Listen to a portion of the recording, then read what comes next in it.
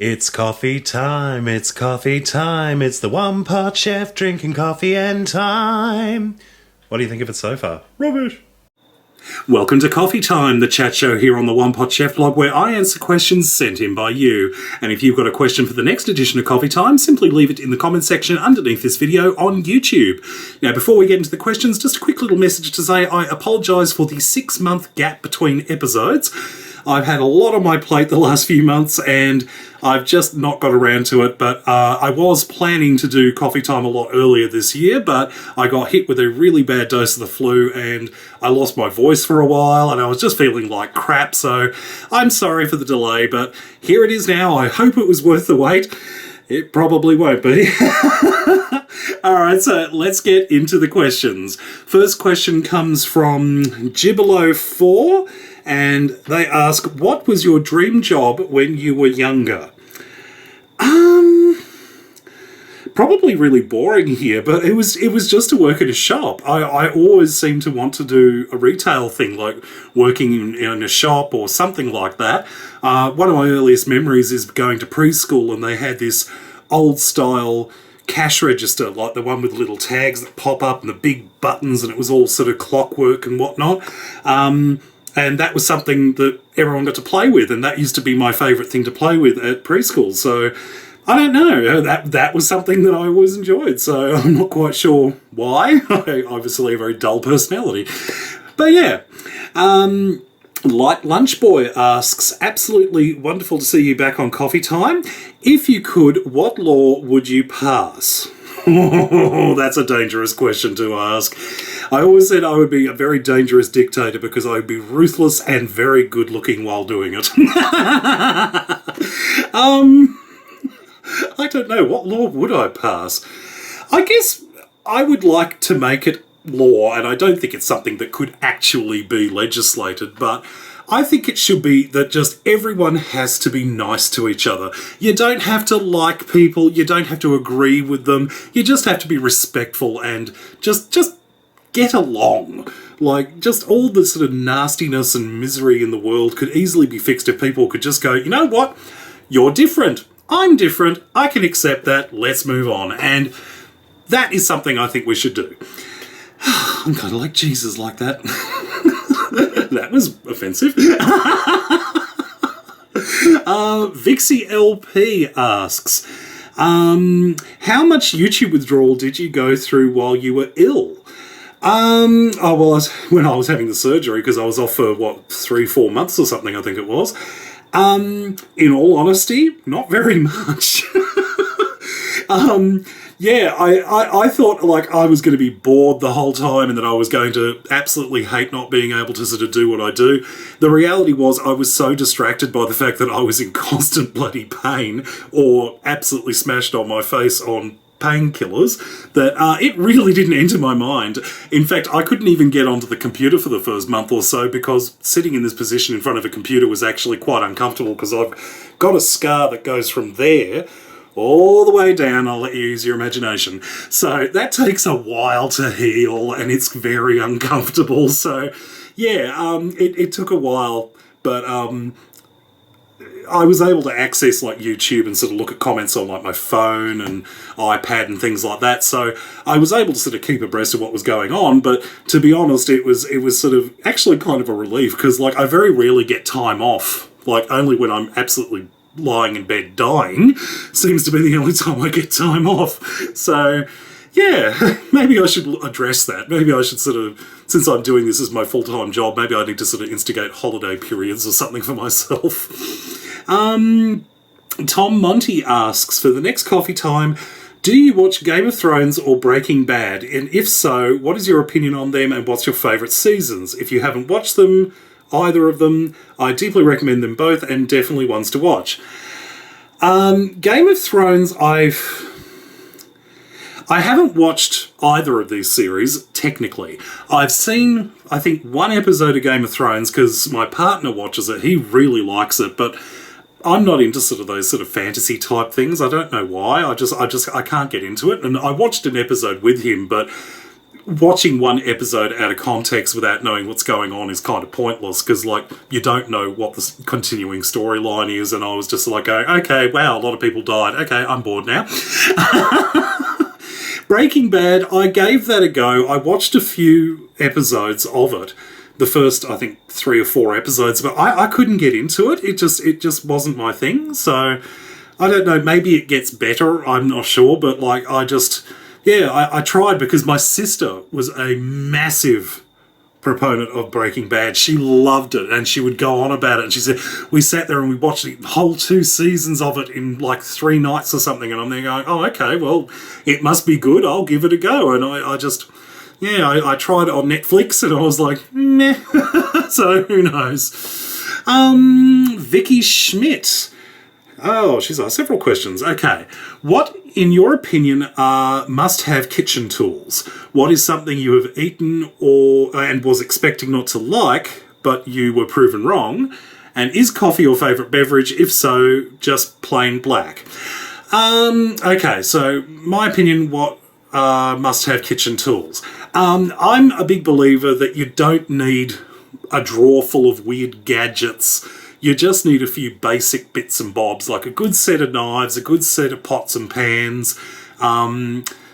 Just sort of basic stuff is usually enough. No one needs one of those weird lemon impalers or whatever, like just squeeze the lemon. Like, and like I go on, which is really weird because it's like, it's kind of paradoxical because I don't believe in those sort of gadgety things, but I'm constantly buying them, and I don't know why. I walk into the kitchen shop, they must see me coming, and they go, ha, ha, ha, because I'll go in there and I'll go, I absolutely need a specific thing for juicing limes and nothing else. It doesn't matter that I have to juice a lime maybe once a decade. I absolutely need this, and so I'll buy these bloody stupid things. And I'll end up with drawers upon drawers full of these strange objects that I'll have used once or twice and most likely will never use again because I've forgotten I even own the bloody thing. So, yeah, I'm a big believer in trying to stop people from making the same mistakes I do, and that is, don't go out and buy these weird things. If you've got just basic sort of tools, you can do it.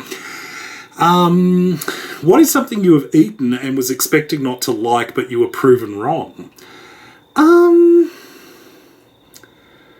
I can't think of a single thing that I was expecting not to like, but turned out that I did like.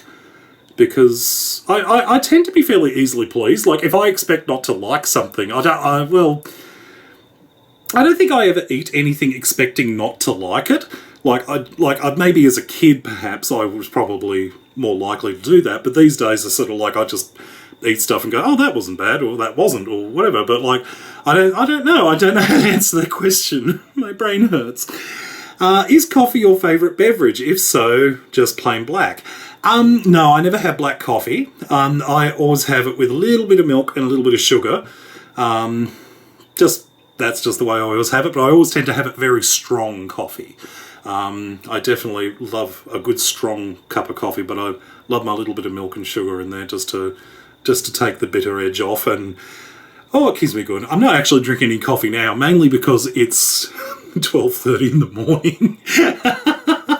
I'm having fun with my sleep pattern at the moment. I should be sound asleep in bed, but yeah, I'm recording this video because I'm wide awake. So, fun. Ms. Patty asks, I would like to buy a OnePotChef apron and oven mitt. Are you playing any ABBA music these days? Okay, the OnePotChef apron and oven mitt thing, that's from an old video I did.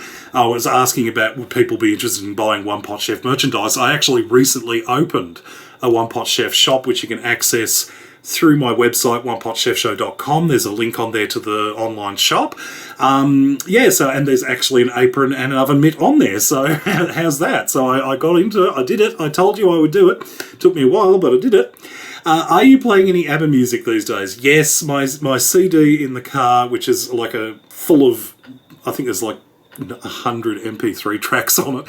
Like, I need to upgrade the thing in my car so I can put a USB stick in it because it's all just CDs of MP3s. But yeah, I've definitely got a whole bunch of ABBA on there at the moment. I've been getting to the traffic lights and funking it out to Voulez-vous. I won't do that again. Spot.27 asks, if YouTube came to a grinding halt, what would your next career move be? Prostitution, I would assume. I have no job skills. This is all I do. I don't think YouTube's going to come to a grinding halt anytime soon. I think it's very likely that that will probably happen sometime in the future because that's the nature of the internet. Sites come and sites go. But I have no idea. I think that at this point, I'm sort of spreading out enough in social media that it probably wouldn't be so much of an issue. I think this year is definitely, I've been focusing on sort of trying to spread out the distribution. This is why I've relaunched my website. It's why I'm sort of trying to experiment with different platforms and seeing how it works, because things change. And so if, however, the internet in general just came to a crashing halt, I have no idea what I would do. I think probably, prostitution. You can see me standing on a street corner going, "Want an horrible time, dearie." That was deeply disturbing.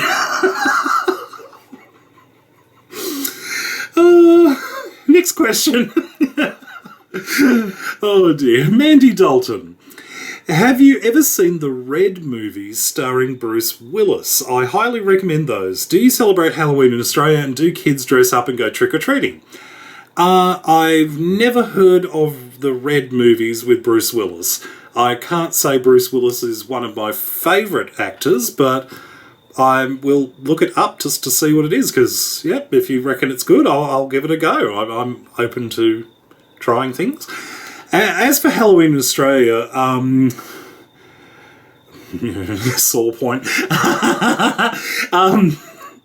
It started a few years ago, Halloween sort of slowly creeping into Australian culture, but the problem is that a lot of the people who are doing Halloween in Australia have absolutely no idea what Halloween is about. Their entire knowledge of the holiday is based around what they've seen in American sitcoms like Roseanne or whatever, where they've got sort of some of the ideas of how it works, but most of them really don't get it. And because the majority of Australians have never celebrated Halloween and don't really have any interest in it, it becomes really awkward when you've got a bunch of people knocking on doors of people who clearly have nothing to do with Halloween, and they're sort of going, "What are you doing?" So, I was actually sort of derided slightly online a couple of years ago because it had got to the point where we had people knocking on our door for days before and after Halloween, mostly because none of them knew when Halloween was actually on. And so they were just randomly knocking on people's doors trick-or-treating. Now, these weren't little kids. These were like all sorts of ages of people. Like, we had sort of a woman who was like in her 50s knocking on the door at one point. She didn't even have a costume. It was really peculiar. And so I ended up putting a sign up on the front door saying, "No trick-or-treating here," because people weren't getting that it wasn't Halloween and that we clearly weren't participating in our house. And so it was really bizarre and I put a picture of it up on Twitter or Instagram or something, and people go, "Oh, you're such a meanie." And I'm there going, "I'm not a meanie. I work from home and I can't deal with people knocking on the door every 5 minutes, and I have to stop working to get to the door to tell these people to, like, no, it's not Halloween today." So it was a weird situation. But yeah, it's starting to get around in Australia, but yeah, people haven't quite got what the hell it's all about. So I reckon what they should do is, if you want to have a Halloween party, like a dress-up party or something like that, great, go nuts. But yeah, don't go around knocking on random people's doors and expecting stuff, especially in a country where it's just not celebrated. It's very strange. So, yeah. Michelle Hunt. When you were recovering, what books did you read? Do you like Monty Python? And do you like scary movies? Okay, I read lots of books when I was sort of before and after surgery. I made some strange choices. Like, I should have been reading cheery things to make me happy, because I was clearly not happy at the time because I'd been sliced open. So of course I chose to read The Fault in Our Stars. Holy crap! That was the most heartbreaking, tear-jerking book I have ever read. Oh my God. And I was just sitting there in bed going, my partner's coming going, oh, is the pain really bad? I'm going, no, it's this book. And he's going, oh, for God's sake.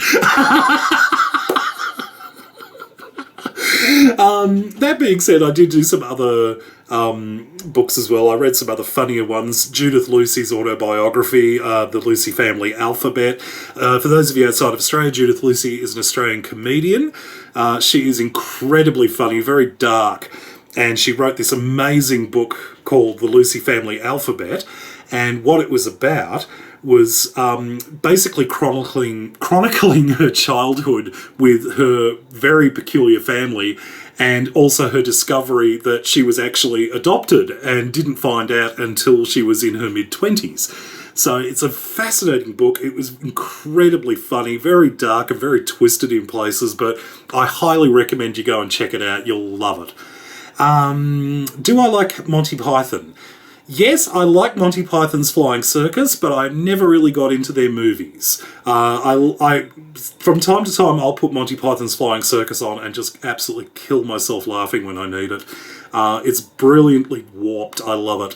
As for scary movies, I definitely love scary movies. Ever since we got Netflix in Australia, I've been sitting there watching all sorts of sort of paranormal activity type movies, and there was one I watched recently, and it was like Paranormal Activity, but it wasn't ghosts, it was like aliens, and I can't remember what it was called. I think it was called Dark Skies or something like that. And that creeped me out because I was watching it in the dark, in the middle of the night, and boom! Scared the crap out of me. I loved it. So, yeah. Licho3440. Do you ever grill stereotype shrimp on the barbie? Do you have an outdoor grill? In California, we grill everything. No, I don't, actually. In Australia, we call it a barbecue, not a grill. And yeah, I don't have one. We had one about maybe 6 years ago at our old place. And I don't understand the appeal because, like, you're cooking outside on a weird thing that you have to clean like really sort of well to keep maintained, when you could just do it much quicker and easier inside, and it takes no time at all to clean up. I've never understood why people are so big on barbecuing, but for some reason it's out there. But yeah, we got one of these because my partner wanted one, and we did it once, and it took like, I don't know, 1,000 years to cook everything, and by the time we'd done it, I was like, they go, for Christ's sakes, I could have done this in 20 minutes inside. So we did all this, and it was just an absolute bugger to clean, and it never got used again. And when we moved out of that house, that barbecue had just absolutely turned into a pile of rust that was crumbling, and so we just solemnly dragged it out to the curb and called for a council pickup to get rid of it. Yeah, I swore there and then we'd never buy another one. Yeah. Licho's got another question. Have you ever pulled any pranks on Nico, and did he fall for it? No, I don't think any pranks as such. I don't think so. Probably the closest would be a couple of years ago, because I live on the east coast of Australia, and Nico lives on the west coast of Australia. So, like, there's a huge gap. We don't get to see each other in person very often. And I'd arranged I was going to fly over and visit him a couple of years ago, and just as I was getting over there, he got, at short notice, discovered that he was going to have to go over to Los Angeles for work, and he was going to have to cut my trip short, but it was too late to change my flights. And so I sort of said, well, it's too late to change the flights. If you're going like 2 days before I'm due to leave, like, if you trust me, I'll just house sit for a couple of days. That's not a major issue. And he's like, yeah, sure, no problem. So when he did that, bit of background, Nico's a clean freak. Like, he is a neat freak. Like, everything's perfectly placed. If it's not a right angle, it's a wrong angle. That's the kind of gentleman he is, and we all love him for that.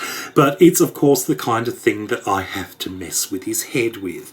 So just to infuriate him, the day before I was due to fly out, what I did was I slightly moved little things here and there, knowing full well that as soon as he got home, he would walk in and go, everything's wrong. And the best one was all the refrigerator magnets. I turned them all upside down, and he thought that his wife had done it. And so I got away with it for a couple of days until he sort of go, you did it, didn't you?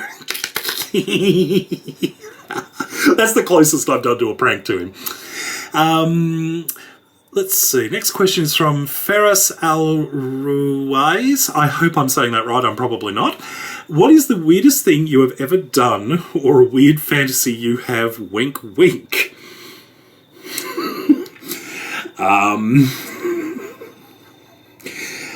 I'm not going to answer that.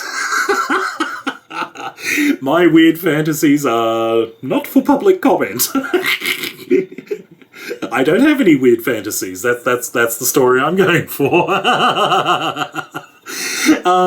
Ed A to Z. Last year you showed off a Russell Hobbs electric fryer. How has that item held up and performed for you? Electric fryer. Oh, the banquet fryer, the electric fry pan. Yes. Fantastic. I still use it quite frequently. I do it all the time. It's, I not had a single problem with it. I think the only issue I might have had with it is that the temperature control on it is a little sensitive, but all in all, it's something that I use on a regular basis, especially when I'm doing like a big sort of stew or something like that, because you can just do it in this big, deep electric fry pan and get it all done there and then. It's great for if you've got people coming around and you want to sort of just lift it up and put it on the table and serve straight from that rather than sort of fiddling around. It's a very sort of good thing to have. I always use it and I love it. J26 Gaming. Favourite cooking appliance and any tips for people on YouTube? Favourite cooking appliance? I don't know. Just trying to think.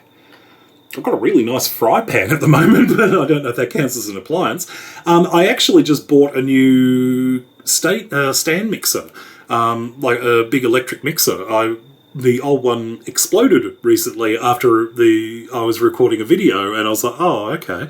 So I went out and bought a new one. It's nice, big, bright and red. I'll be featuring it in a few videos soon, hopefully. Maybe next time I do a cheesecake. But I got this fancy new thing. It's got a lovely big stainless steel bowl. It looks really good. I haven't had a chance to test it out yet. I only bought it a couple of days ago. But I would have to say it's my favourite thing for the moment. The thing I've never used is my favourite. God, that's scary. Any tips for people on YouTube? For people making videos, I guess the best tip I can give you is do something that you're passionate about. If you're not really sort of into what you're doing, like if you're doing it because you think it's going to make you famous or you think it's going to make you billions of dollars, trust me, that's never going to happen. But you've got to do something that you're actually really passionate about. Like for me, it's cooking. I've always loved cooking. I've always loved sharing recipes. And so it's a natural fit for me. It would be an unnatural fit for me to review cars because I don't know what goes under the bonnet thing at all. Like somebody asked me what kind of motor my car had, and I said it was made of Japanese magic. So that's sort of it tells you the extent of my knowledge of cars. So probably doing a car-related channel wouldn't be the best fit for me, and I think it would be fairly obvious to people watching these videos that I'm not particularly passionate about that subject. So that is probably the biggest thing, is that you've got to find whatever it is that you're really into, that you really enjoy, and people will pick up on that and you'll go far with it. Stasi asks, what's your most cherished childhood memory? I don't have a lot of childhood memories, to be honest, because I'm too old to remember. That's too long ago. I guess I remember going over to England when I was very young, probably about 5 or 6, and I have a vague memory of going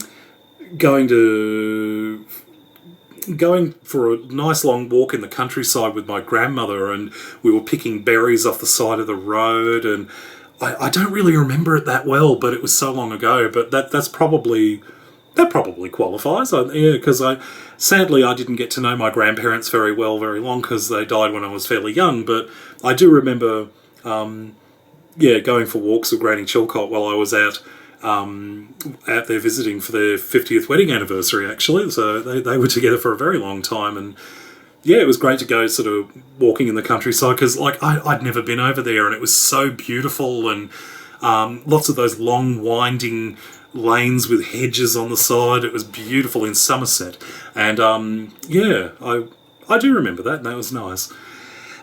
Teresa Craig asks, I've been wondering, because of your surgery, did doctors place you on a specific diet that you haven't shared with us? Also, did you lose weight during this time, and if so, are you keeping it off?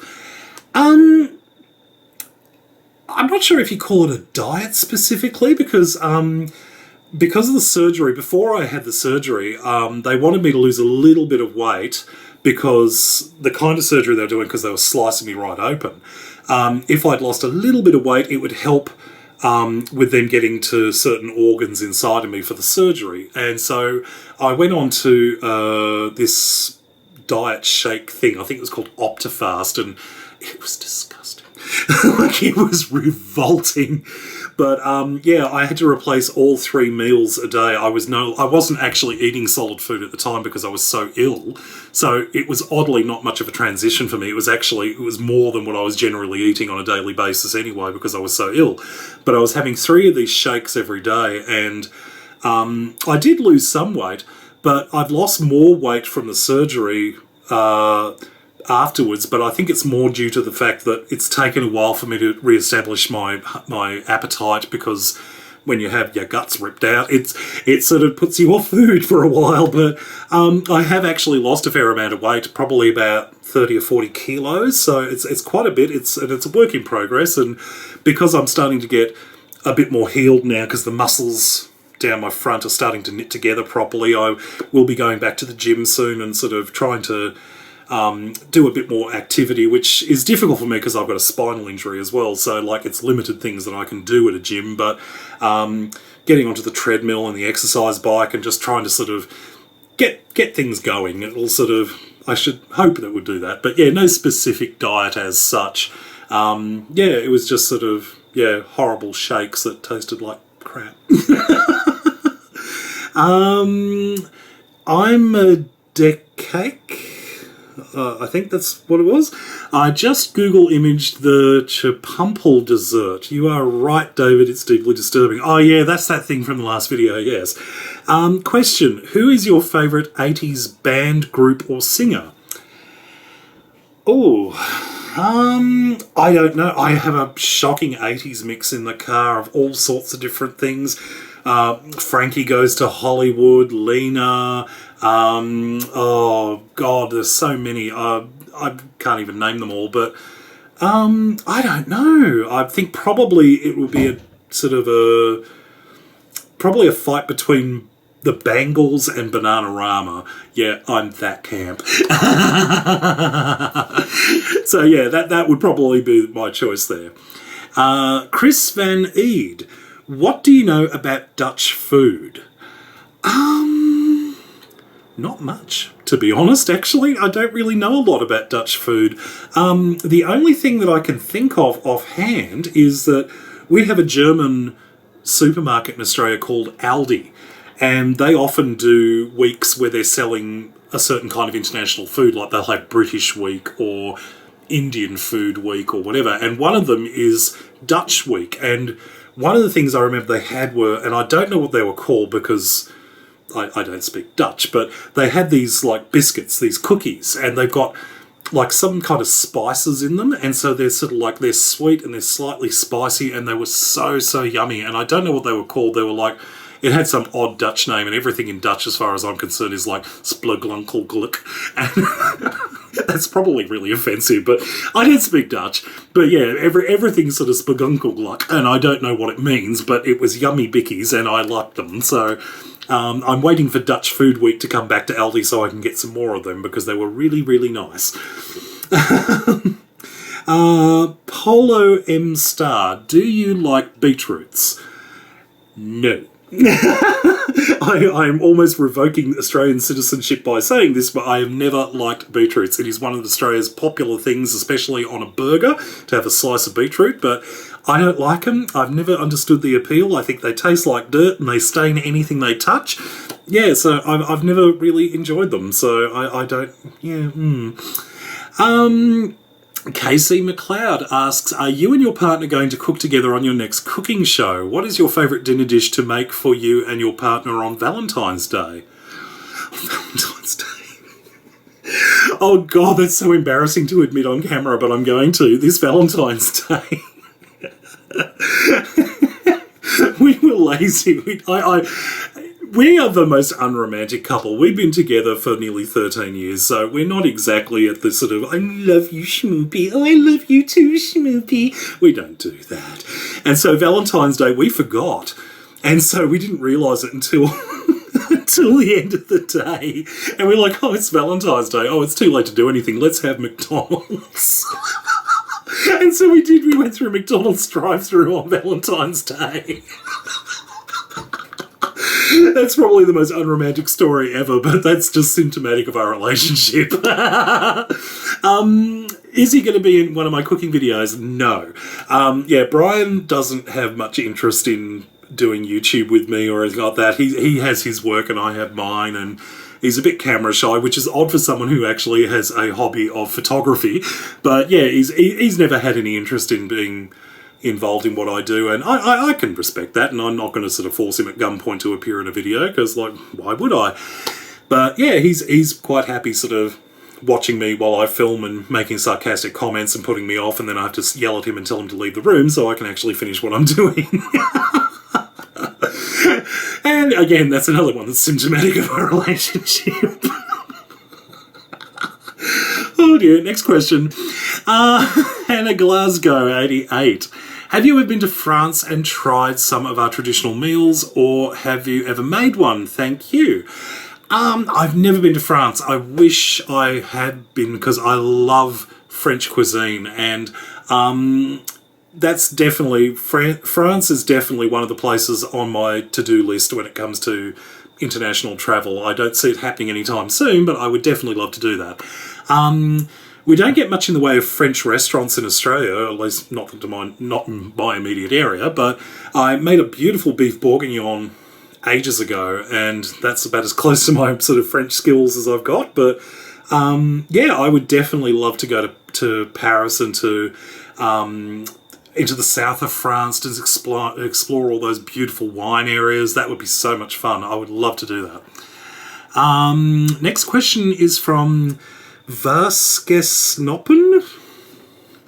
What is, in your opinion, the most healthy food to eat?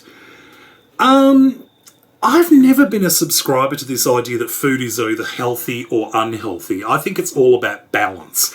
Like, obviously, if you eat a giant chunk of chocolate cake every day for your life, yeah, you're going to get unhealthy.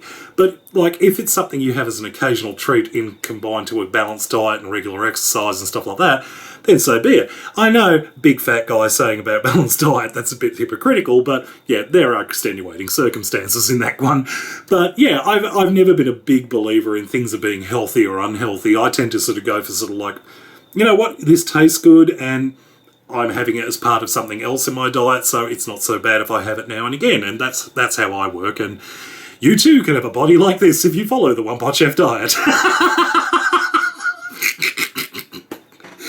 I am such an idiot. Weeby asks, I fell in love with Australia when Russell Crowe starred in the 1994 movie The Sum of Us. Does Australia make other good gay movies like this, in your opinion, and what are some of the titles? I often wish they had done a sequel to The Sum of Us with just Russell Crowe and John Paulson, but it was never to be. Russell Crowe isn't a bad singer either, I found. I remember seeing The Sum of Us at the cinema when it came out, so it must have been 1994, so I was very young then. There isn't a lot of gay movies from Australia because we just don't have much of a film industry here anymore. We used to back then, but yeah, The Sum of Us and I think maybe Priscilla, Queen of the Desert are probably the only ones that I can think of as sort of Australian gay-themed movies. I mean, there probably are, but I can't think of any personally. I love The Sum of Us. It's the movie is not as good as the original stage play that it was actually based on, because I don't think it worked quite right as a movie, because they kind of directly translated the stage play version, so it has a lot of the actors talking to the camera, which is kind of weird in a movie like that. But it was definitely fun, and who can say no to Russell Crowe in footy shorts? Yes, I am a pervert. Next one. Kifo B. I remember Flight of the Navigator as a child too and loved it. I was wondering if you had heard of a show called Metal Mickey. It was a show about a robot that could do cool magical things, and loved a suite called Atomic Thunderbusters. And if you had the choice, would you rather live in the country, rural area, or live in the city? I can't say I've heard of Metal Mickey or an Atomic Thunderbuster, but it sounds like fun. I can't say I've heard of that one. I'll have to look that up, because it's possible it's something that I've seen, but I just don't remember it. I don't recall that one. Whether it comes down to living in the country or the city, I'm kind of in the middle on that one, because I live in a sort of I don't live in the city, but I don't live in the country. I'm kind of in between, in a sort of a slightly suburban area sort of thing. If I drive like 10 minutes down the road, I'm literally in paddocks and fields and cows and horses and stuff. But if I drive like 20 minutes in the other direction, I'm in sort of a semi-city-like situation. So, yeah, it's an interesting balance of that, and I like that, because I like being able to sort of get away from sort of the hustle and bustle, but I could also sort of have me hustle and bustle when I want to. Does that make sense? Probably not. Next question. Tony the Night Owl asks, glad to see you back to your old self, funny and charming as always. Oh, flattery will get you everywhere. Speaking of comedians, Australia gave us Jim Jeffries, and we thank you for it. He's a breath of fresh air, and Aussie humour rules. I saw that Coca-Cola chicken video and I laughed like an idiot. Question, what is your favourite go-to chicken recipe, the one you find yourself making often? Okay, so yeah, Jim Jeffries. I can't say I've actually heard of Jim Jeffries. I don't know who that is. He's Aussie, apparently. I've never heard of him. He must be one of those Aussies that never actually did anything in Australia and then moved to the US and became an instant star, because, yeah, I've never heard of him. Yeah, the Coca-Cola chicken was that god-awful video I did years ago where I was following a recipe that I'd found online, and it just did not work, and it looked like crap. And so I decided to post it online anyway as a joke, and people sort of, yeah, it was interesting. Go-to chicken recipe. I think probably honey mustard chicken, because it seems to always go down well. Everyone loves it. It's creamy, and it's got that sort of sweet, slightly tangy flavour to it, and it's easy to throw together. You just brown some chicken, make a bit of sauce, serve it with rice or potatoes or veggies or whatever, and yeah, I make that on a regular basis, because it's something that's sort of, it's fairly easy to throw together, and everyone seems to like it, so that's always a good sign. 3 Engine 3. What's your favourite season and or type of weather? As it's autumn in the Northern Hemisphere, this is 5 months old, this question, by the way. As it's autumn in the Northern Hemisphere, my favourite season, chestnuts and pumpkins are in season. So what can I do with chestnuts and pumpkin, other than the obvious recipes such as chestnut or pumpkin pies? Love your videos, David. Take care, and I wish you a happy coffee time. Oh, thank you very much. Okay. We don't really get chestnuts in Australia. I think we can get them, but they're not very popular, mainly because they're very expensive here in Australia. So I don't really have much to do with chestnuts, like recipe-wise. But pumpkin, it's funny because pumpkin over here is seen as a savoury thing, and Americans see it as a sweet thing. And it's an alien concept in Australia. Like pumpkin pie is virtually unknown in Australia. People don't have it. You can't buy it. It's something that you would have to make from scratch, and it's, yeah, a very odd concept here in Australia.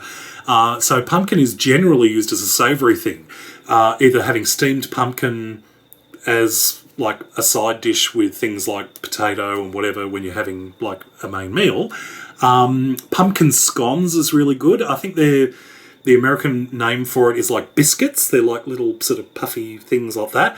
And you can have the sort of pumpkin flavoured scones and serve them with a bit of butter on them. They're beautiful.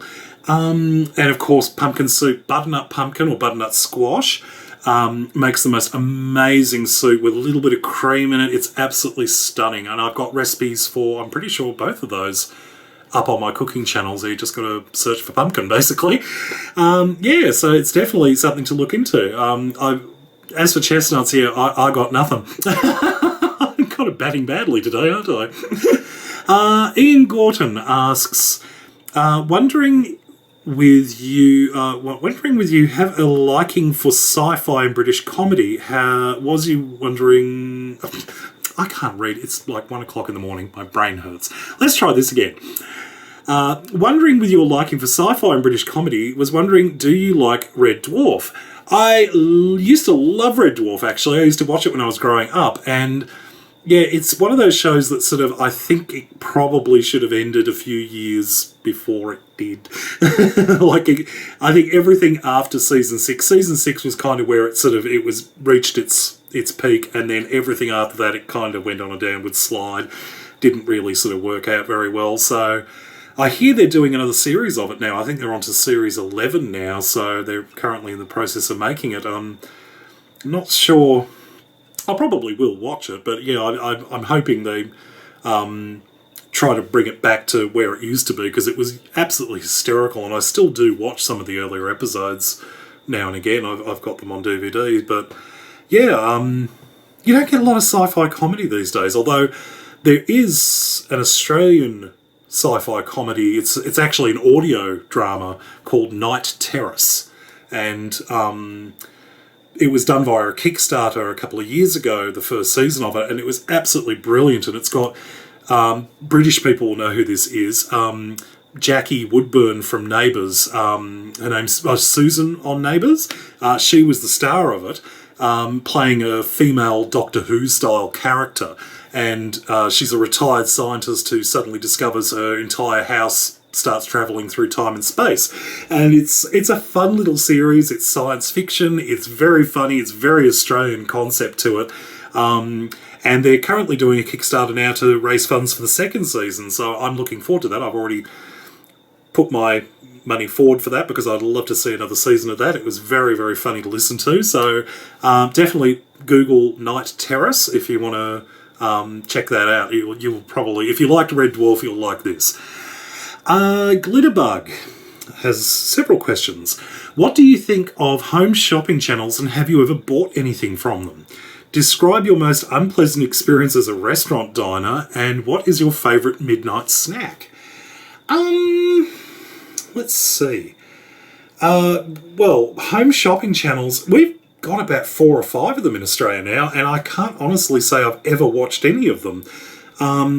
You occasionally get infomercial things late at night on TV, and it's all sort of, the amazing Doodah 4000. It slices, it dices, it washes your car. It comes back to the whole gizmo and gadget thing we were talking about earlier, where sort of I just don't see the point of many of these things, and I don't think I've ever bought anything off a TV thing like that. So, I always seem to watch... If I do watch one of those infomercials, I'll just sit there sort of going, this is rubbish. Why would anyone buy this? I should buy one now. No. Sort of slap back to reality and go, no. Describe your most unpleasant experience as a restaurant diner. I think I've been pretty lucky, actually. I can't think of any overly unpleasant experiences. I mean, aside from slow service, perhaps, I don't think I've ever... Oh, well, of course there was the revolving restaurant on the Gold Coast that gave me food poisoning, but I don't think it's a very entertaining story beyond sort of the fact that, yeah, I got food poisoning and was sick for 3 days, but I don't think there wasn't a terribly interesting story to do with that. It was just like ate meal, went back to the hotel, felt sick as a dog. What is your favourite midnight snack? I don't generally have a lot of midnight snacks much, but I have recently, when I've been feeling hungry at night, because I've been having a weird sleep pattern where I cannot seem to fall asleep. I mean, it's like 1:10 in the morning at the moment and I'm sitting here recording a video. But if I get peckish, I've got my sandwich maker, toasted sandwich maker in the kitchen, and I've always got cheese and I've always got ham, so like a nice hot toasted cheese and ham sandwich is always lovely, just to sort of give you something, a little something to sort of warm you up and make you full. So that probably qualifies. Let's see, Noobs Fan Sub. I was wondering how you keep your YouTube apron so white. I've never seen any stains on it and looks sparkling white. Are you a very careful cook, or do you have a secret trick to keep it white? Oh, I don't know if I should tell you this or not. Oh, what the hell. I do have a secret trick to keeping it white. That is never wearing it while cooking. This is one of the big secrets, is that I actually never worn that apron while cooking. I wear it for the intros and the outros to make it look like I wear an apron while I'm cooking, but I love that apron so much I've never actually worn it while I was doing any cooking because I didn't want to get it messy. So the reason it's so crisp and white is because it's never been dirty. When I put it on for like, 5 minutes filming this little bit at the end of a video, and then I carefully fold it up and put it in the cupboard, and it's never seen the light of day otherwise. I could have lied and said, like, oh yes, well you take some bicarbonate of soda and a squeeze of lemon juice and just a touch of paprika and you shove it in the washing machine, but I wouldn't do that. I would never lie. Except for, making it look like I wear an apron when I don't. Maybe I should edit that out because people are going to look at me funny now. They're going to see those videos and go, liar! Oh dear. I'm sure I'll remember to edit that bit out. I've got another question as well. What is your biggest made when you've ever done when cooking? I think that's supposed to be mistake. What is your biggest mistake you've ever done while cooking? Are you the type of customer to run away when you accidentally break a jar at the grocery store? That actually happened recently. Oh God. I accidentally bumped a jar of jam and it smashed and there was glass and stuff everywhere, and it goes to show how long I worked in a supermarket because the thing just instantly clicked in my head what to do, and that was I was standing away around where the smash was so people wouldn't walk in it, because that was how I was trained. You should sort of always make sure nobody can walk in it and then wait for somebody to come and go and get them to get a mop and bucket and then they come and clean it up. And so that's what I did. And so I forgot I didn't work at the supermarket, and I'm standing there waiting for someone who works there to come past and go, can you grab a mop and bucket? I'll stand here. And they go, oh no, it's all right, I'll stand here. And I go, if you stand here, you'll have to wait for somebody, so you go and get the mop and bucket. I haven't worked in a supermarket in like a decade, and yet for some reason the training just kicks straight in as soon as something like that happens. Yeah. Biggest mistake I've ever made when cooking. I don't make a lot of mistakes these days. I think if I do, it's usually something where it's like minor, like I've forgotten to put garlic in or something, and then you can just add it in. But I think probably the biggest one that I can think of was, it wasn't so much a mistake as it was just a really crap recipe. I bought a bunch of old cookbooks from a secondhand bookshop recently, and it wasn't recently, it was about a year or so ago actually, but yeah, recently, whatever. But anyway, one of the recipes was really interesting that I hadn't heard of it. It was called pizza loaf. And what it was is that you get a big crusty loaf of bread that hasn't been sliced, and you slice the end off and you scoop out all of the bread from the inside, so you've got like a bread box like type thing, an empty loaf of bread. And you were supposed to stuff it with this mixture of raw beef and tomatoes and cheese and capsicum and pineapple and pizza sort of flavoured type things. And you stuff it in there and put the end of the bread back on, wrap it in foil and put it in the oven. And the idea was it was supposed to be like a loaf of bread with like a meatloaf, pizza flavoured meatloaf on the inside. And so you slice it up. And I tried making this thing and I followed the recipe to the letter, and when it came out, it was still raw on the inside, and I was like, okay, well, I'll take the foil off for a little bit and maybe that'll help. And so then the bread was just becoming dry and crunchy on the outside, and it was still raw on the inside. And I was like, this isn't working. And I tried to fix it. And in the end, I was just like, this is crap. I give up. And so it was terrible because I'd wasted so much time and so much ingredients on this thing that just would not cook, and it just looked like shit. It looked nice in the book, but like the actual real life experience of it was awful. So yeah, it's a shame because it sounded like a good idea, but like many things, it sort of doesn't quite live up to expectations. Rivergirl82, what type of camera do you use for filming your videos?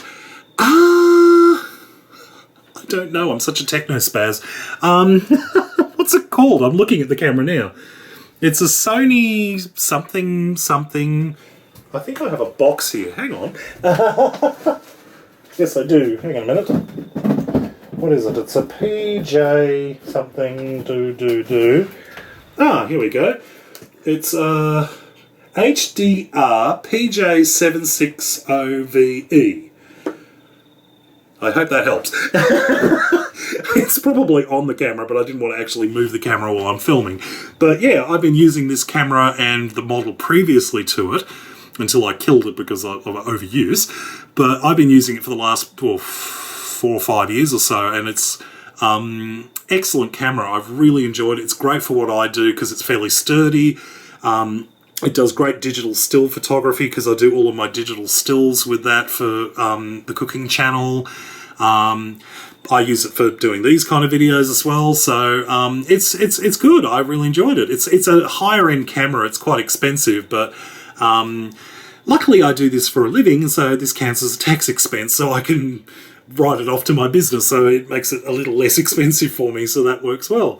But it's definitely a good camera to use, especially for what I do. I don't know what it's like for other situations like filming outside or whatever, because I don't think I've ever filmed outside with it, but for indoor filming with lighting rig and whatnot, it's very good. Michael O'Connor, love the show. Is it true that you eat crocodile in Australia? If so, have you ever eaten it? It is, yes. You can eat crocodile here in Australia. It's not a common meat. It is available from specialty stores, and I've seen it occasionally in supermarkets, but it's not a common thing. Kangaroo, on the other hand, is very common these days. You can get that from the supermarket quite commonly. You can get kangaroo flavoured sausages called, what are they called? Kanga snags. But yeah, crocodile, I can't say I've ever tried it. I don't think I've ever eaten it, but from what I've told, it's apparently tastes similar to fish, but has sort of the consistency of chicken. So if you like the idea of fishy chicken, that's definitely something to try. And last but not least, we come to Miss Lana. Will you please recommend a good tasting morning coffee? I just want to finally find a coffee that I can enjoy from the first sip to the final one. Before brewing my pot of coffee, I've been adding a teaspoon of almond extract to the pot and a teaspoon of sugar to the coffee grounds. It helps, but would rather not have to add anything. I'm afraid I don't know if I can give you much advice on that one because in Australia, those kind of sort of drip percolator coffee machines aren't very common here. We're a nation of instant coffee drinkers, although I do have my little pod machine that is sort of like the Nespresso type thing, but the off-brand, the German supermarket Aldi version. But it's really good. But when it comes to sort of instant coffee type thing, I think the more you pay, the better quality you get. If you buy the can of $3 instant coffee, it tastes like crap. Of course it does. If you pay $20 for a can of coffee, it tends to be very, very good quality and very, very nice. I tend to go for Moccona if I'm buying instant coffee, but I don't drink a lot of it. My mother-in-law, who lives with us, tends to drink the instant coffee, but I tend to go for my little pod machine, and I think it's called Torino, the one that I use, and it's very, very nice. I do enjoy it. But yeah, I don't have much experience with the drip percolator things because we got one a couple of years ago because it became a bit of a fad in Australia to get these coffee machines like the American style drip coffee machines, but it just was so much work. It was too much work and having to buy filters, and I didn't like the coffee that came out of it that much, so I ended up going over to to the pod machine, and I've never looked back. I've really enjoyed it. But yeah, I hope that helped. But yeah, I've never heard of putting almond extract into the coffee grounds. That's something that's I've never heard of. It sounds interesting. Maybe adding a little bit of cinnamon would be good, because yeah, cinnamon. I think cinnamon should be added to everything. I love my cinnamon. So cinnamon, or maybe nutmeg. Nutmeg goes really nice in coffee. So there. All right, well, that brings us to the end of this episode of Coffee Time. So I hope it was worth the wait. I'm sure it probably wasn't, but what the hell, you didn't pay anything to watch it. It's free, you can't complain. So if you've got questions for the next Coffee Time, leave in the comment section underneath this video on YouTube. And until next time, lots of love to you all. Keep out of trouble, and I shall talk to you soon. Bye-bye.